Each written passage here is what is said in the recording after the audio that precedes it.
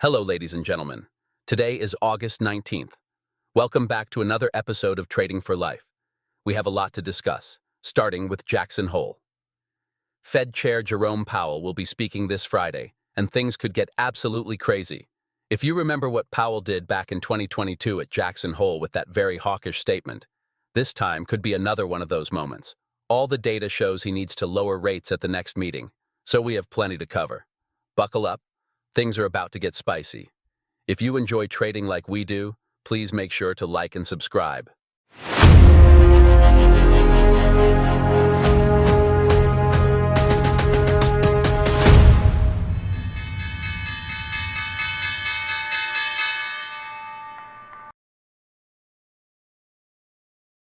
Palantir Technologies has been one of the biggest AI winners of 2025, but some argue the stock is overhyped. Short seller Andrew Left, founder of Citron Research, called it detached from fundamentals after its 130% rally this year, making it the top S&P 500 performer. Palantir trades at a sky-high PE ratio of 588x compared to NVIDIA's 58x, though bulls highlight its government contracts and AI platform. After peaking at $186.97 on August, 12 shares have pulled back 6.9%, closing Monday at $174.03. US stocks ended mostly flat Monday, holding near record highs as investors await Fed Chair Jerome Powell's speech at Jackson Hole on Friday. Strong Q2 earnings and hopes for September rate cuts continue to support the market. Money market funds remain in focus, with assets at $7.2 trillion last week, according to the ICI. While households hold an estimated $20 trillion in cash and liquid assets, that's only about 15% of total financial assets, in line with historical averages, Goldman Sachs noted. Past cycles also show little evidence of large outflows from money market funds, even when the Fed cut rates. This week, economists and central bankers gather in Jackson Hole for the Fed's annual policy symposium, with Jerome Powell's speech on Friday at 10 a.m. Eastern Time as the main event. Powell's 2022 remarks ended a bear market rally, but history shows markets often react positively.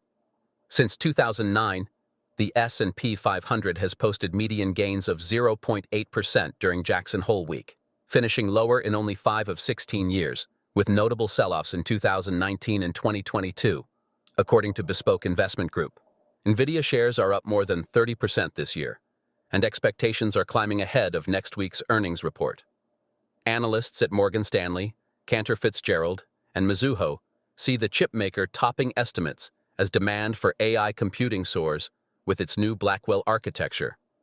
Consensus calls for $45.8 billion in Q2 revenue and $1 EPS, but analysts expect more. Cantor projects $48 billion and $1.06 EPS, raising its price target to $240.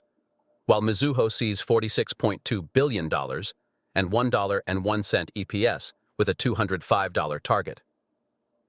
Morgan Stanley lifted its target to $206, citing strong inference demand as a key driver of growth.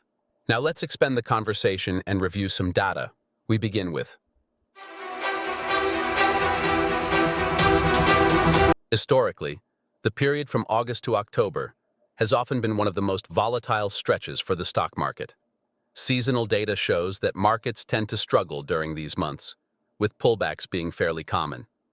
This year, the question many investors are asking is whether we should expect a similar pattern, especially in the aftermath of the US election cycle. At the same time, the Federal Reserve is signaling rate cuts ahead, which adds another layer of complexity. On one hand, lower rates generally provide support for equities by reducing borrowing costs and fueling liquidity. On the other hand, the Fed usually cuts rates when economic growth is slowing, which could increase recession concerns and lead to more volatility. So, is a pullback coming after the Fed starts cutting? It's certainly possible. Seasonal weakness, combined with investor uncertainty around monetary policy and the election outcome, could trigger short-term corrections. However, longer-term rate cuts are typically viewed as bullish, and markets may rebound strongly once clarity on policy and growth trends emerges. Something is seriously wrong in the U.S. housing market. For the first time in history, a new home now costs $33,500 less than an existing home, according to Reventure. Not even in June 2005, right before the 2008 financial crisis, did we see such a wide gap. So what's going on?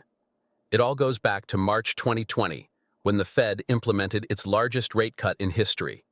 Mortgage rates collapsed, and by early 2021, the average 30-year mortgage rate hit a record low of 2.65%. It was the cheapest time in history to borrow or refinance. As a result, most U.S. homeowners locked in ultra-low rates. In fact, 55% of homeowners have a mortgage rate below 4%. 21% are locked in below 3%. This created the ultimate case of golden handcuffs. Homeowners don't want to sell, because trading in a 3% mortgage for today's approximately 6.6% average would more than double their borrowing cost. The impact? A historically skewed housing market. Today, 1 in 3 homes for sale is new construction, a record. After the 2008 crisis, it was just 1 in 20. 4 years ago, it was only approximately 16%. At the same time, affordability has cratered. Mortgage rates nearly hit 8% in 2023, driving the Housing Affordability Index to a record low of approximately 90, more than 50% lower than in 2021. Home builders are responding by shrinking houses.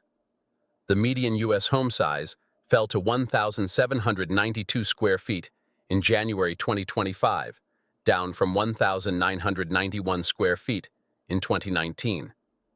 And now, new home prices are not only cheaper than existing homes, the gap is widening. So what happens next? As the Fed begins cutting rates, will affordability improve and rebalance the market? Or are existing homes simply too expensive compared to new construction? The next few months could be pivotal for housing. Let's take a look at the SPY monthly chart as we wrap up today's video. Historically, when we see a divergence between price and the RSI, it often signals that a major correction or crash could be ahead. This isn't just theory. It's a pattern that has played out time and time again in the markets. Think back to some of the biggest downturns in recent history. In 2008, during the financial crisis, we saw rate hikes followed by aggressive rate cuts, and the market collapsed. In 2018, the Fed's rate hike cycle sparked a sharp sell-off in the fourth quarter. And of course, the COVID crash in 2020 also occurred in the middle of shifting monetary policy, when the Fed cut rates dramatically. The common theme is clear. Whenever price keeps pushing higher, while momentum indicators like RSI weaken, that divergence tends to resolve violently to the downside. The Fed's policy stance, whether hiking or cutting, has often amplified the move. Rate hikes tighten liquidity, while rate cuts can send a signal that the economy is already under stress. Either way, the setup has historically aligned with sharp market pullbacks. So the big question now is, will the next crash resemble 2008, 2018, or 2020? Each one looked different, but the underlying trigger, weakening market breadth, policy shifts, and technical divergences, is strikingly similar. That's where I want to hear from you. Do you think this market is setting up for another major decline? And if so, when do you expect it to happen? In the next few months or further down the road as Fed policy plays out? All right, ladies and gentlemen, that's all for today's video. If you enjoyed it, please don't forget to like and subscribe. Thanks for watching, and if you have any questions, drop them in the comments below. I'll see you in the next one. Bye for now.